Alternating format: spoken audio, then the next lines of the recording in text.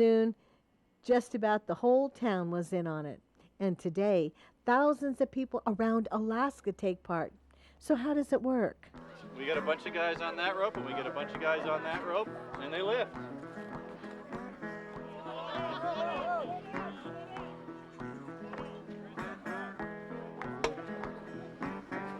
If we line that up in the old hole. Okay, you need your lower ones. Whoa, whoa, whoa.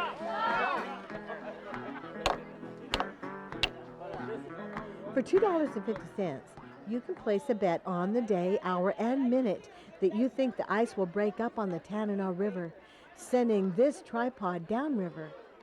A cable is attached to the tripod, Yeah, let's pull the ladder down just a little bit. and the other end attached to a clock. When the cable pulls tight and snaps, the clock is stopped, and a few people are a lot richer. Sometimes it'll go past the bridge there, and last couple of years I think it dropped, and then the ice didn't go out, it just fell, snapped the wire. Oh, it's 1 second away last year, man. Oh, that was so... Oh, man, I have to get... Over 50% of the pot goes to the winning ticket holders, and the rest is donated to charitable causes within the community. For the people here today, the river breakup means a chance at $300,000. But for others who have lived here for many years, the river breakup means a great deal more. In the past, more than now, we depended on the river. We were a river community. All of the supplies came in on the river. So everybody would be waiting for fresh things to come in the spring. And we would go down, we as a people would go and look at the ice during breakup every single day. I've done that and just waited and sat there on a bench watching and wondering, when is it going to go out? When can the first boat get here? When can I get to civilization in my boat? It's a weekend of fun for the locals and those who have traveled miles to be part of this annual event, a weekend that has become known as Tripod Days. For residents and artists from around the area, it's a chance to show off their crafts and perhaps make some money. For others, it's an opportunity to show off their culture and make some smiles.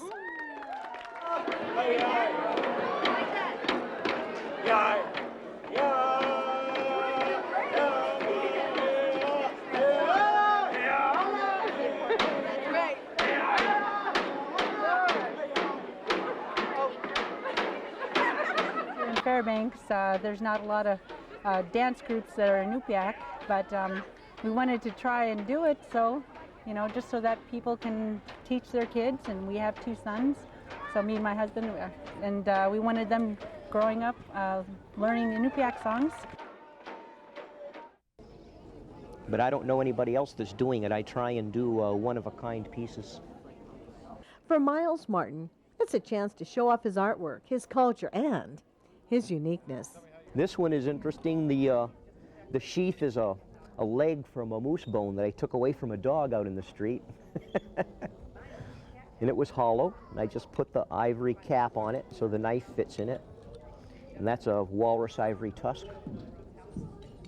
I hammered brass in the steel, something nobody else is doing that makes it interesting. And everything I do is one of a kind. I don't repeat any ideas.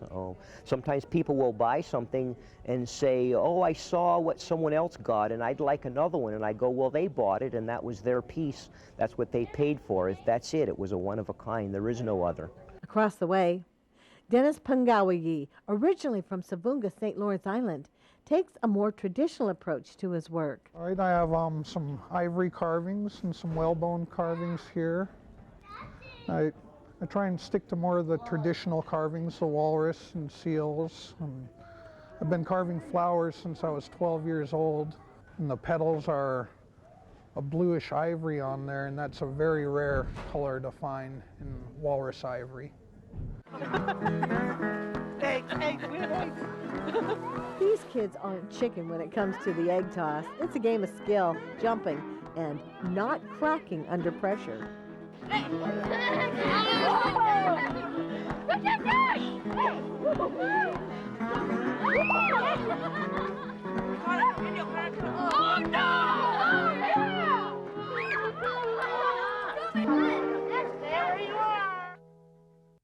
tripods is a good day. I mean, and the tripods are a pretty special event for the Nenana people and a lot of other people, and we were just glad that we were able to give them a hand and put this dog race on for them.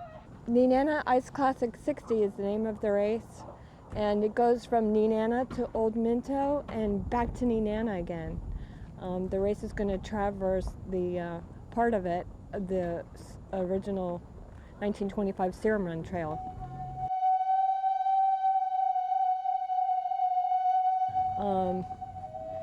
It started, the Serum came up on the Alaska Railroad and met here, and the mushers took the Serum Run to the various outlying villages. On your left, you'll see a bunch of big, nice houses and a couple of little houses.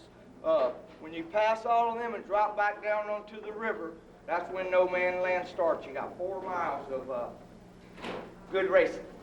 So you guys have a good one.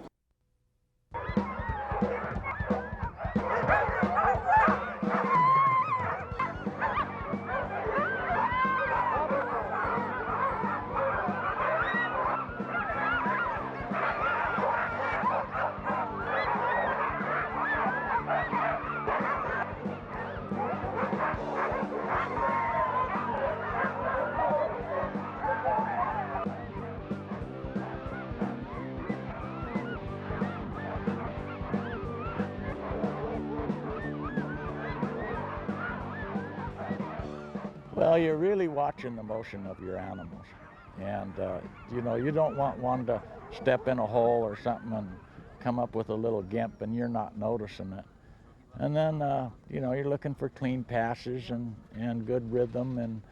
And basically, you spend most of your time assessing the team's health. For veteran musher Mike Lawless of Two Rivers, Alaska, running his dogs is more than a competitive sport. It's a way of life in rural Alaska. If you take a look at all the sleds today, you know, you'll see the aluminum runners and you'll see cable and all, but still it's the same basket sled that the North American native came up with thousands of years ago. You can sit around and kind of visualize mushers, you know, hundreds of years ago. And it's great to be part of it. Running the trail is the reward for months of hard training and long hours for both the dogs and the musher. The hardest part of the experience is getting the dogs to the starting line for the race at hand.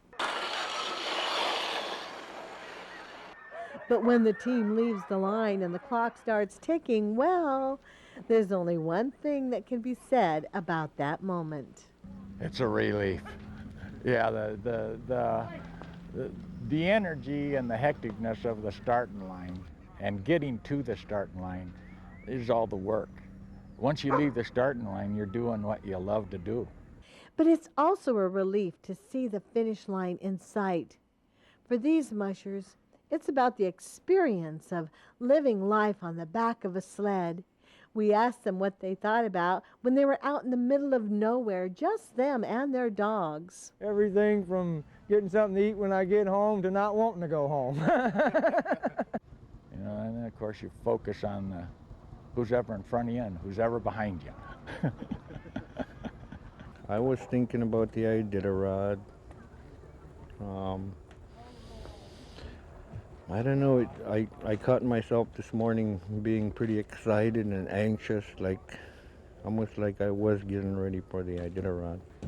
And whether these dog drivers are preparing for next day's Iditarod or just running their dogs for the exercise, they're here because they love what they're doing.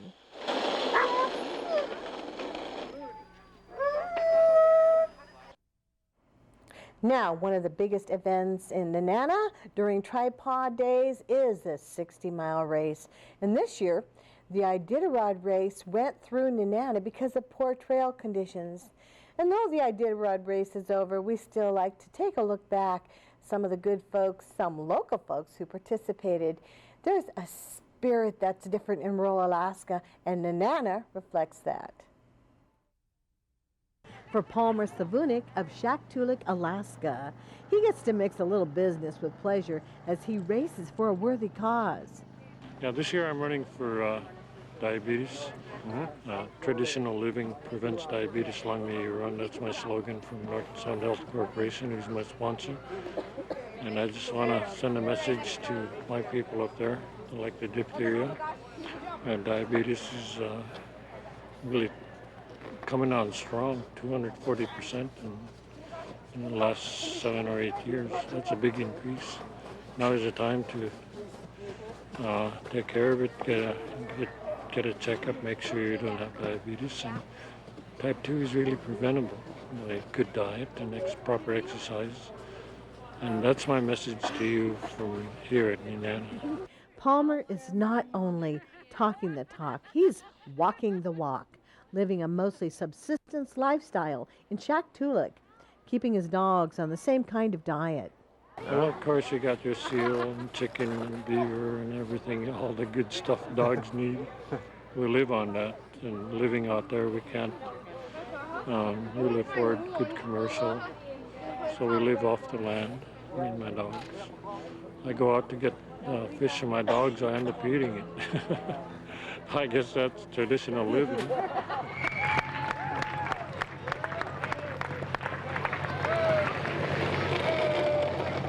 They make it look easy, but it takes long hours and constant dedication to run dogs, especially when it comes to training. What you do is you gradually work your dogs up to, say, like a 20-miler, and then your next step would be a 50-miler, 60-miler. Versus like if you're doing a mid-distance race, it's still going to be a gradual thing, training miles. So it's a lot of energy and dedication.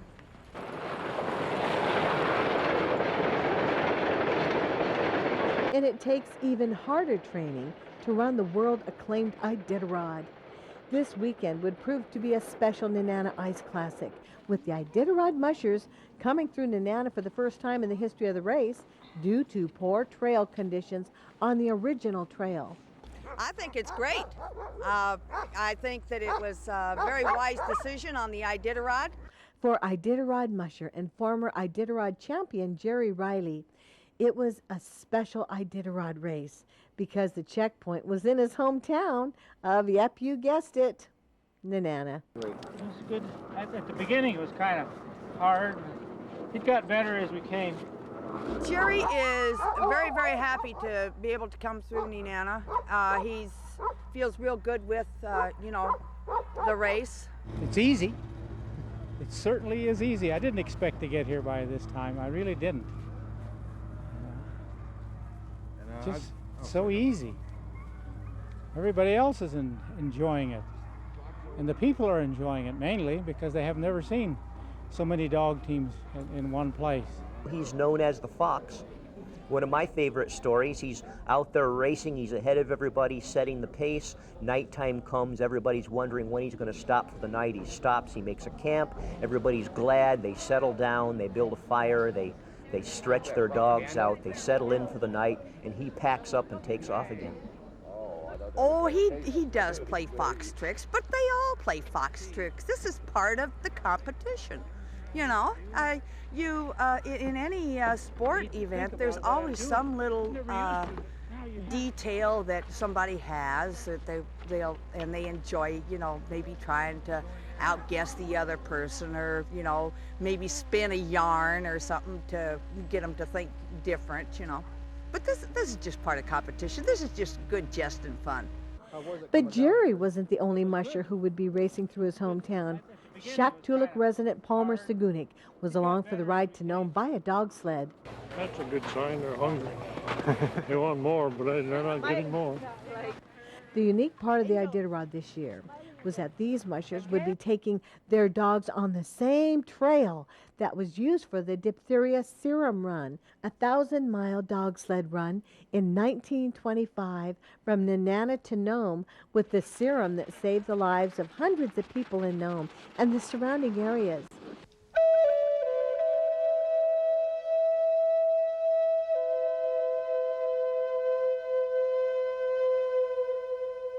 For many of these dog drivers, it was a race that would hold a special place in their hearts, running their teams to Nome on the same trail that Leonard Seppala traveled over 75 years ago.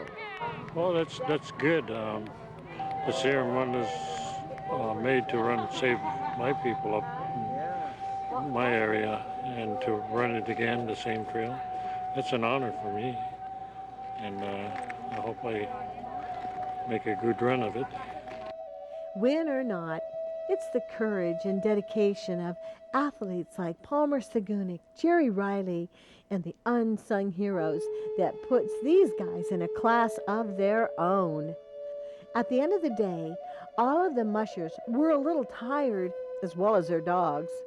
For the Iditarod mushers, the trail ahead is a long one that will challenge every dog team and driver at some point. But as long as they're doing what they love and love what they're doing, they're keeping the spirit of the Iditarod alive so that future generations will know what it means to be a part of the last great race.